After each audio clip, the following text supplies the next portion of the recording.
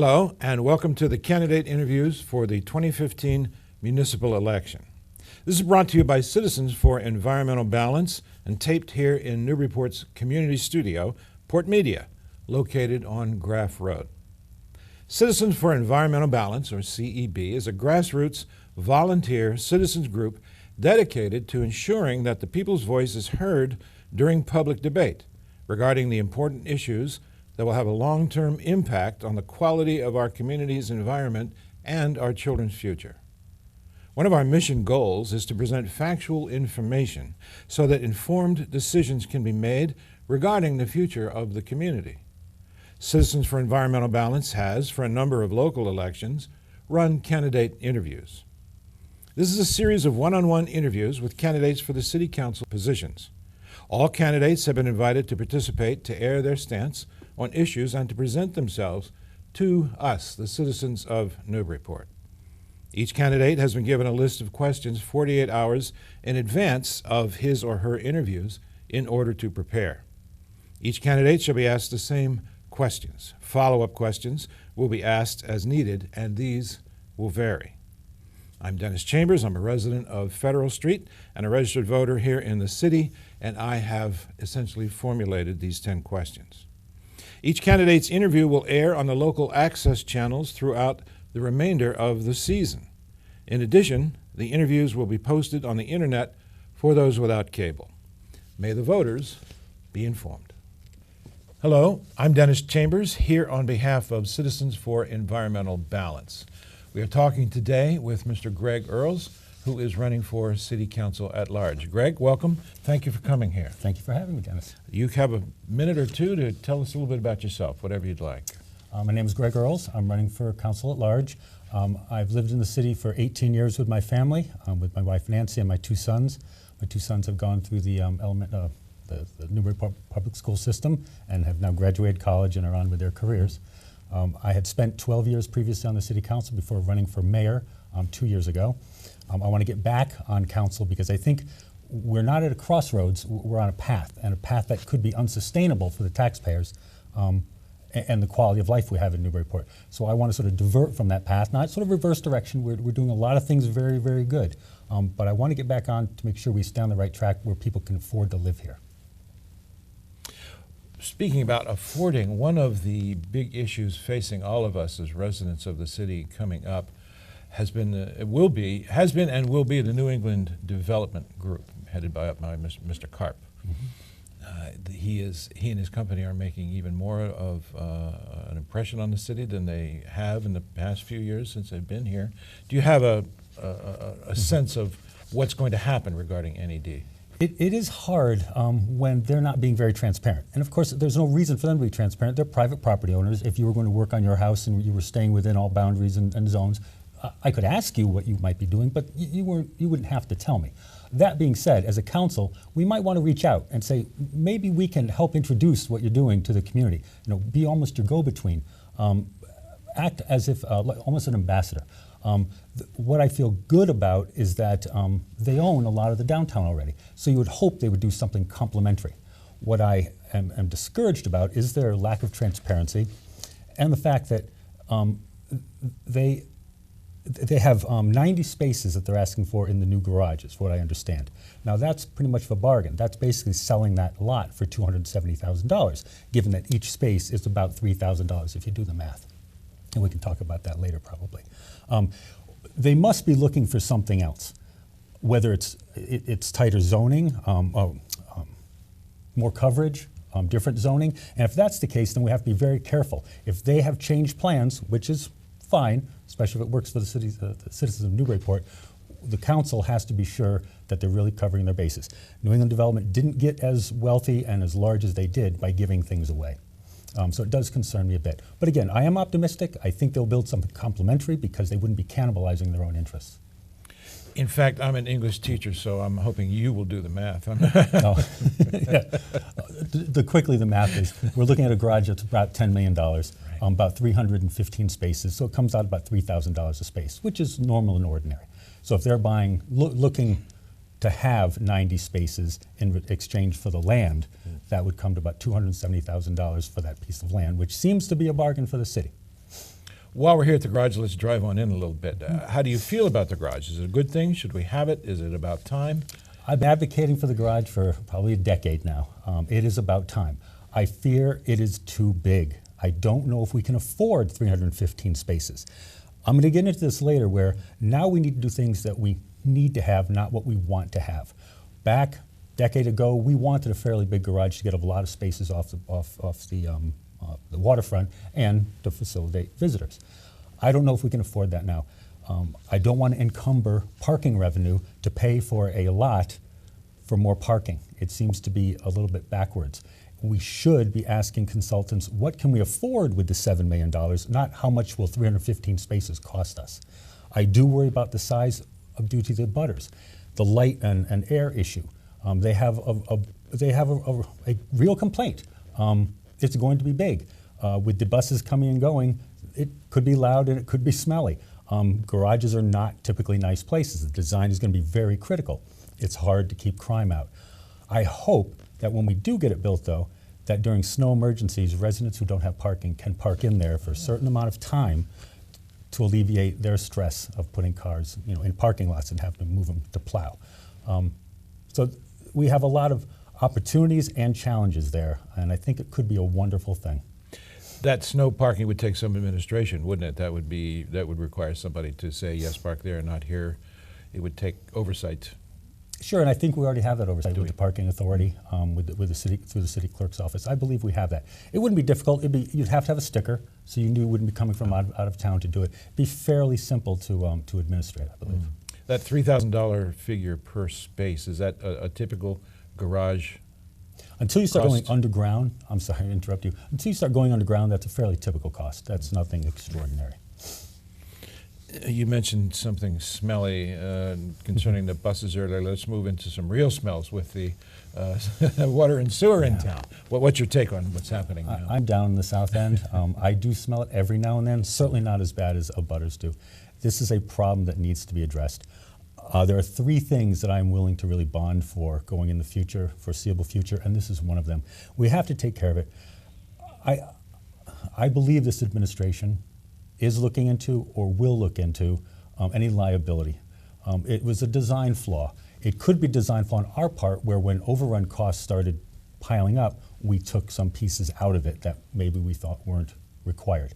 I'm not an expert on water and sewer. I'm a layman when it comes to that. But if there is no liability, we have to fix it. It's nothing that we can say, well, let's look down the road. It's a quality of life issue for the abutters there. It's resale value. It's affecting resale values. It's affecting people having their windows open during the summertime. It has to be addressed, very quickly, and it's one of really three things I'd be willing to bond for in the future. Can you, for us English majors, could you explain bonding? Bonding is when you borrow money for hopefully a long-term project. If you do a 30-year bond, you hope that the project would last more than 30 years. You don't want to bond a truck that will last 10 years for 30 years. So we'd have to borrow money to pay the $3.4 million to repair. Any retained earnings that water and sewer has, it would be nice to get a jump start on that. So if they have a $400,000 in retained earnings that could go toward this, it'd be nice to keep the bond down, the borrowing down as low as possible. And our AAA rating would help in that regard. Very much so. Jumping ahead a little bit, I applaud this administration. They got us a AAA rating. That worked very hard to get the city. But just because we have that doesn't mean we need to use it. Doesn't mean we if I get a car loan for 0.5%, if I still can't afford the car, I can't buy the car. If I get a zero interest loan, I still can't afford that expensive car. So we have to look at it that way. That's why I don't have a Mercedes, I guess, no matter how good a deal they give me. Yep. Zero down, zero interest. I still won't have one. How about us poor taxpayers? Do we need relief? Are we being overtaxed? Are we just right? Where do we stand in your view? We're at a tipping point. At first, I thought it was anecdotal. I would talk to friends, and these are two working people. It's not retirees. These aren't people just trying to make ends meet. These are people with solid financial foundations. And they said, oh yeah, we just got done looking at houses. Oh, where? Oh, Amesbury. Really? Okay, that was interesting. And then another friend moved out of town to Hampton, across the border. Why? Because they couldn't afford it here. The tax rate was just, no, don't get me wrong, the tax rate is nice and low. The value of properties is so high. Very high. That's the problem. but it doesn't help. So it's great knowing that you live in a very expensive home with a great resale value, but you might want to live there. People who've lived here all their lives are feeling pinched that they have to leave the family home because they can't afford the taxes on it. That taxes are actually higher than the mortgage. We won't be able to reverse that. That's a hard truth. Without cutting many services, without decimating personnel. It's just not a realistic situation. What we have to do is slow it. And how you slow it is really through the borrowing. We got to stop doing the borrowing that we're doing now. There's the 3 projects. One was the water treatment plant. There's 2 others. But other than that, it has to be a need, not a want. We have a lot of beautiful fields now. That's done. We can't keep looking at projects that are sort of luxury, that we want. It's things that we now need. We need to slow the growth of the tax rate down. So the good news is you live in an expensive house. The bad news is you live in an expensive house. That's exactly it. It's exactly with water and sewer. We'll get into that. You use less water. Everybody uses less water. The rate goes up because the water and sewer still has an infrastructure. So you do the right thing, you get punished. So you keep your house very well maintained, you get punished. In the end, yes, it's great. You can sell a very expensive home and move out of town, but we don't want to do that. We want to keep the nurses, the tradespeople, the teachers. We want to keep those people in town. I came from a community 18 years ago that was all financial sector. And you'd go to parties and all it was talked about was commissions and portfolios. It's interesting, but it wears thin after a while. You want to start talking about other things, larger. You want to start talking about art, about politics. You want to talk about different things. I don't want that to become the city. I don't want Newburyport to become the city that I came from. I'm afraid it's going that way. When every house is reaching toward $1 million, every new house is over $1 million. Wow. Yeah. While we're somewhat in the neighborhood, let's talk about the Newburyport city budget. You've had great experience with that on previous councils. What's your take on it? I've had 12 years of picking through and passing budgets. Any candidate that will say that they're going to sort of rip apart this budget and look at every line item, good, they'll look at every line item, but it's not realistic you're going to rip it apart. Approximately 30%, I could be off by 5% here there, is discretionary. There's 70% that's locked in. We're obligated either through schools salaries. Mostly, right? Schools more than 50%. It depends on where you land the insurance. It's basically 50%, which is not out of line with other communities. We're right in line. Most of it is school. Most of the city budget is personnel, as it should be. The city is a social service organization. It's not a business. When somebody says, I'm going to run government like a business, that makes no sense. Businesses take in as much money as possible and retain as much of it as possible in terms of profit. The city should be taking the least amount of money in and giving the most services back. That's what a service organization does, a social service organization. That's what we should be looking at as a city. Take in as little as we can, give out as much service. So a lot of it is through personnel. So we're heavy with personnel, which is normal for governments. So to say you're going to cut, who are you going to cut? You're going to cut a teacher? You're going to cut a police officer, because that'll just mean more overtime for the other police officers. So it's a zero-sum game when you start playing that way. But the 20 to 25 or perhaps 30%, which is discretionary, it has to be now looked at as needs, not wants. It can't be, this department needs a color copier because they don't want to go across the hall to use the other ones. I'm exaggerating. That's just to make a point. That seems realistic to me. Well, I don't think it's ever been done. No. But if it is, that's what get cut. That is a want. In great times, yes, it makes things a little bit more efficient. It works for the employees. We need things that work directly for the taxpayer. So every line item has to look that way at the taxpayer. You mentioned education earlier. Can you give us your assessment of how we stand with the schools in the city? I was very concerned 4 years ago of where the schools were headed. I have to give it to this administration. It's been turned around. We are, I feel, on the upswing. Are things still missing? Definitely. Foreign language is still missing. We don't have the AP programs that we should have with a community this affluent and college-bound students.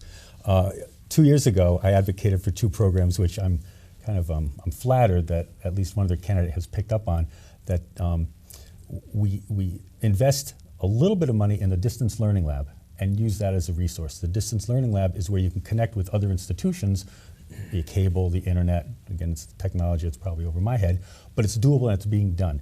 In the organization I work for, Youth Build in Lawrence, which is an alternative education program, we are starting to utilize that. And if we, a very small program, can start utilizing distance learning, I know that the Newburyport schools certainly can. There's certainly the brain power there to put this together.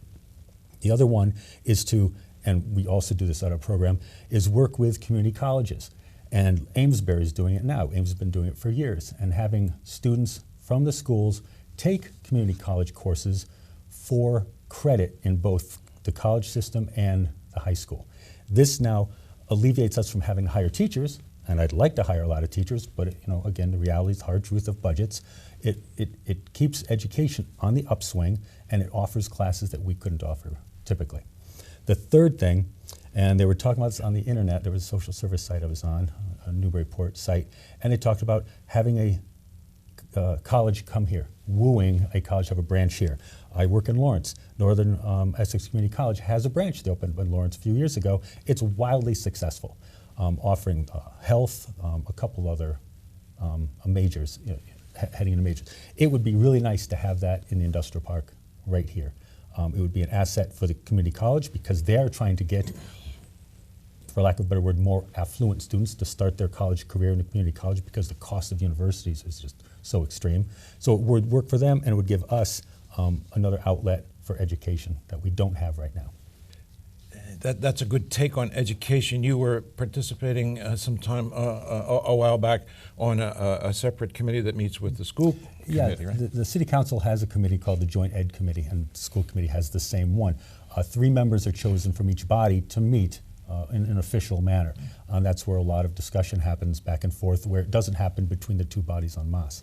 So what has sort of progressed over the years, when I first started that over a decade ago, it was more just communication. It was more like, okay, what's happening with you, and I'll report back to the City Council what's happening. Now, as the budget process has become more complex, it's become much more integral that they meet and bring information down and then back again. So that the council may be telling the 3 members, saying, you know what, we need to see more so-and-so. What about the school resource officer? Here's what we're hearing. They now bring that back to the table and say, this is what the council is hearing. There's much more give and take. I'd like to think I was part of some of that, sort of opening up discussions, not having it this body working in a silo and this body working in a silo. And now that the budget process has become more complex, there's a longer time that they have these very intense conversations. I hope that's still going on. From what I've seen, it had. I'd like to strengthen a bit more, given that the school is half the budget. Let's move on to an issue you might have some real long experience with, and that is free cash.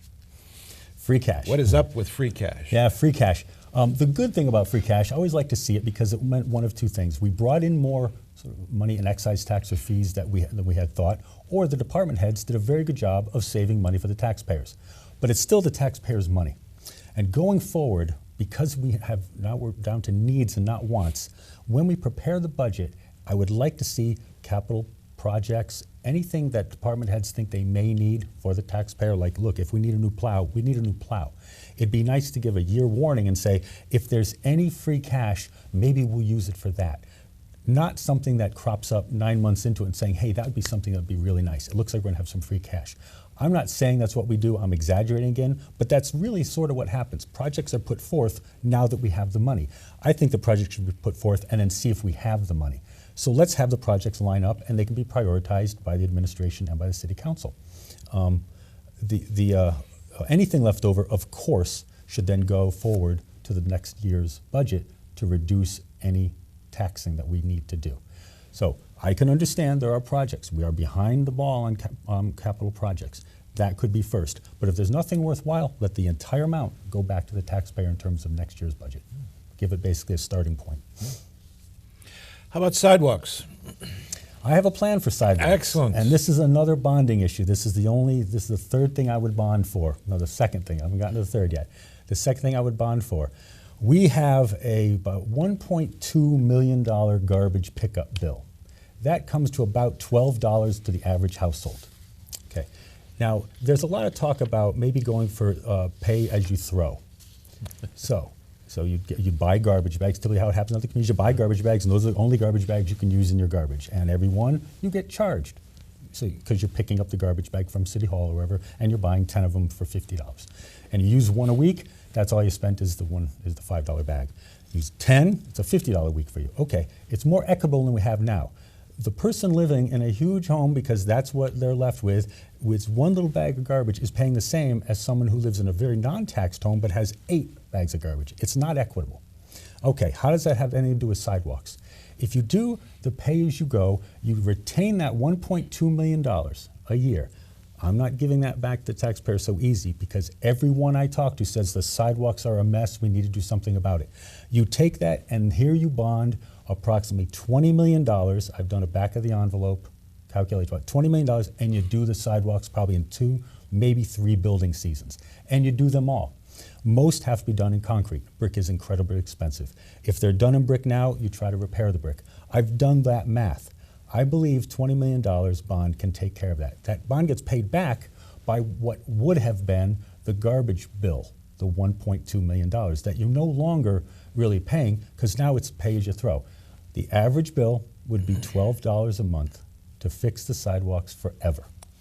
Well, not forever, for how long sidewalks last.